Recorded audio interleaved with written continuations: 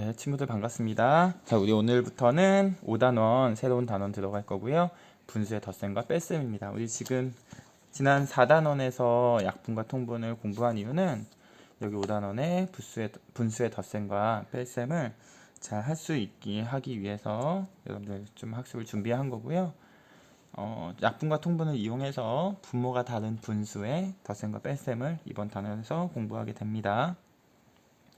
자, 여러분들 4학년 2학기에는 분모가 같은 분수의 덧셈과 뺄셈을 배운 걸로 알고 있고요. 그리고 지난 4단원에서 통분하는 방법 알아봤죠. 그래서 분모가 다른 분수도 이렇게 통분을 한 이후에 4학년 때 공부한 내용처럼 덧셈과 뺄셈을 하면 되겠다라고 생각하면 될 것 같습니다. 자, 그래서 이번 단원에서는요. 분수의 덧셈 1, 2, 3 분수의 뺄셈 하나, 둘, 셋, 만 하고 나면 끝나요. 자, 그런데 1번은 2번을 이렇게 할까요? 3번을 할 수 있으면 2번과 1번은 자동으로 포함이 되어 있는 겁니다. 그러니까 조금씩 복잡한 계산을 하게 됩니다. 자, 이번 단어 공부하는 동안 분수의 덧셈 그리고 분수의 뺄셈 여러분들이 충분히 많이 계산 연습을 해봤으면 좋겠어요. 자, 그러면 오늘은 첫 번째 시간이고요. 분수의 덧셈 교과서는 86쪽과 87쪽입니다. 자, 우유가 2분의 1컵과 우유가 4분의 1컵을 합한 더하기죠. 양이 얼마나 될지 알아보자고 되어 있네요. 자, 2분의 1과 4분의 1 합치면 얼마가 될까? 자, 식으로 나타낸다면 2분의 1 더하기 4분의 1의 얼마가 될 거냐 라고 물어보는 것 같아요. 자, 분모가 다를 경우에는 분수의 크기 비교도 못하지만 바로 덧셈도 하지 못해요. 그래서 2분의 1과 4분의 1을 우리는 통분해야 한다는 거 우리 지난 단원에서 공부를 했었죠. 자, 그림으로 먼저 나타내 볼게요. 자, 2분의 1은요. 두 개로 나눈 것 중에 한 칸이니까 이만큼이고요. 4분의 1은 하나, 둘, 셋, 4개로 나눈 것 중에 한 칸이기 때문에 이만큼이겠네요. 그쵸? 자, 이것도 바로 합하면 어느 정도 되는지를 직접적으로 알 수가 없어요. 자, 그래서 칸을 나눌 건데요. 2분의 1을 다시 반으로 나누면 4칸으로 똑같이 칸수가 같아집니다. 그쵸? 2분의 1은 4칸으로 나눈 것 중에 2칸이고요. 4분의 1은 4칸으로 나눈 것 중에 한 칸이기 때문에 합치면 2칸에다가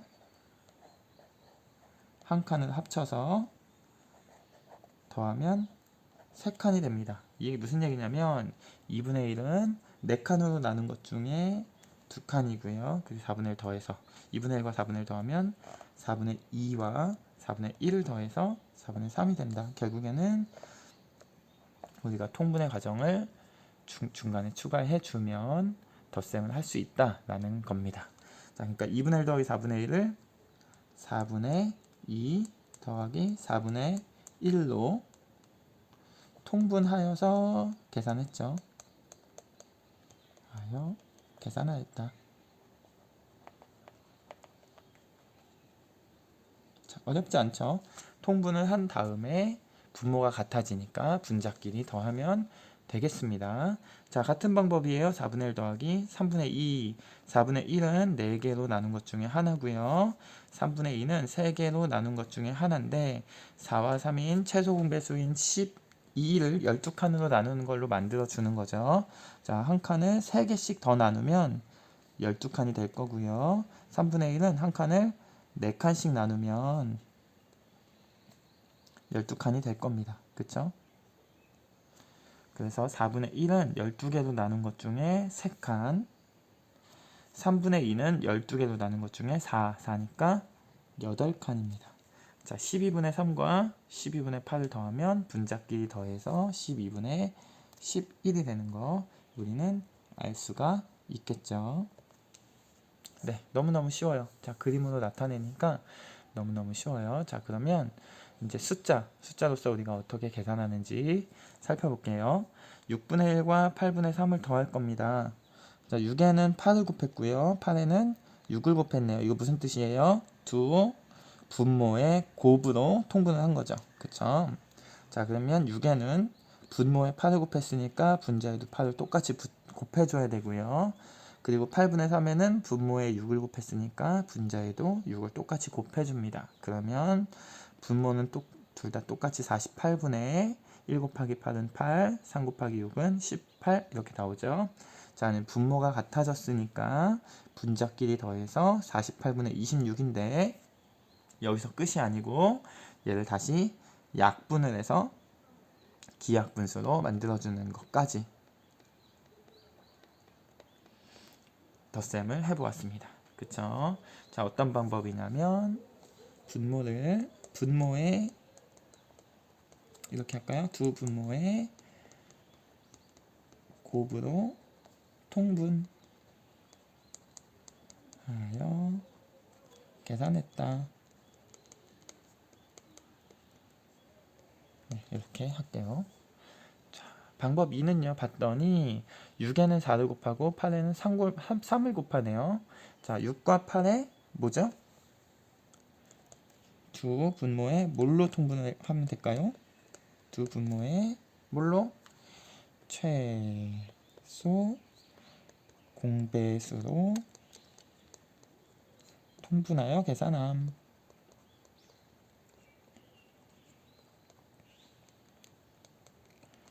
자, 그래서 6과 8의 최소 공배수인 24, 그쵸?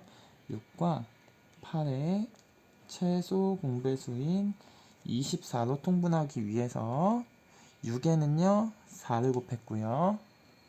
8에는 3을 곱하면 되겠죠. 다시 6분의 1에는 분모와 분자에 4를 곱했고요. 8분의 3에는 분모와 분자에 3을 곱해서 24분의 4 그리고 24분의 33은 9로 계산을 했고요. 분모가 같아졌기 때문에 분자끼리 더한 24분의 13입니다. 더 이상 약분이 안 되는 기약분수이기 때문에 계산은 끝. 여기까지. 자, 두 방법을 이용해서 하더라도 계산 결과는 동일합니다. 자, 두 방법을 비교하면서 어떤 점이 좋을까요? 얘는 그냥 바로 곱해서 분모의 곱으로 통분해서 계산을 한 방법이고요. 마지막에 약분하는 과정을 거쳐서 답이 나왔고요.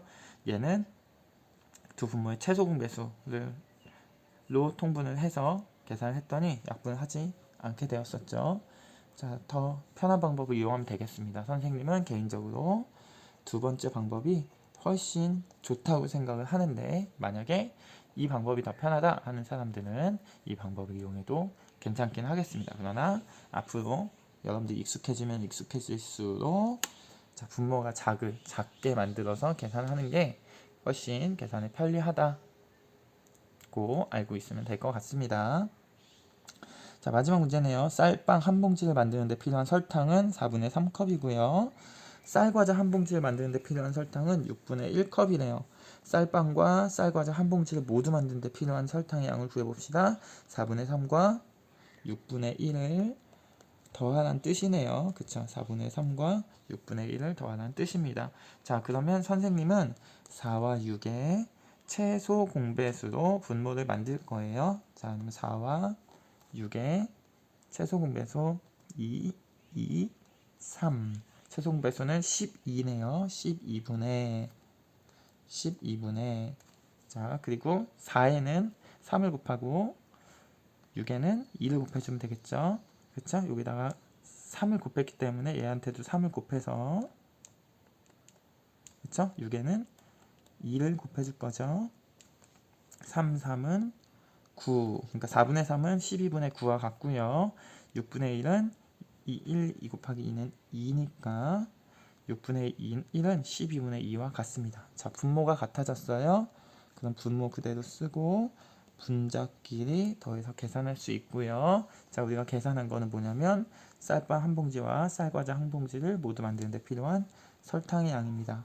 자, 더해서 12분의 1 컵이 필요하다라는 거를 우리가 계산을 통해서 알 수 있게 되겠죠. 자, 정리를 해볼게요. 분수의 덧셈을 하려면 먼저 뭘 해야 되냐면 가장 먼저 할 일은 통분이고요. 통분을 하는 방법은 크게 두 가지가 있는데, 하나는 두 분모의 곱으로 통분하는 방법, 그리고 두 분모의 최소 공배수로 통분하는 방법이 있다. 분모가 같아졌어요. 그러면 분자끼리 더해서 계산한 다음에 혹시 약분이 필요하다면 약분까지 해서 나타내주면 되겠습니다. 자, 우리 오늘 분수의 덧셈 첫 번째 시간 공부를 해봤는데요. 다음 시간에도 방법은 똑같습니다. 같은 방법이에요. 그런데 숫자가 조금 복잡해질 뿐이고요. 그 다음 시간에도 방법은 똑같아요. 그런데 숫자가 대분수가 되었을 뿐입니다. 자, 지금 한 방법으로 사실은 88, 89, 90, 91쪽 전부 다 해결할 수 있어요. 그러니까 네, 오늘 공부한 내용 굉장히 중요한 부분이라고 생각하고 여러분들이 꼭 익숙하게 연습을 많이 충분하게 해줬으면 좋겠습니다. 자, 그러면 우리는 다음에 만나도록 할게요.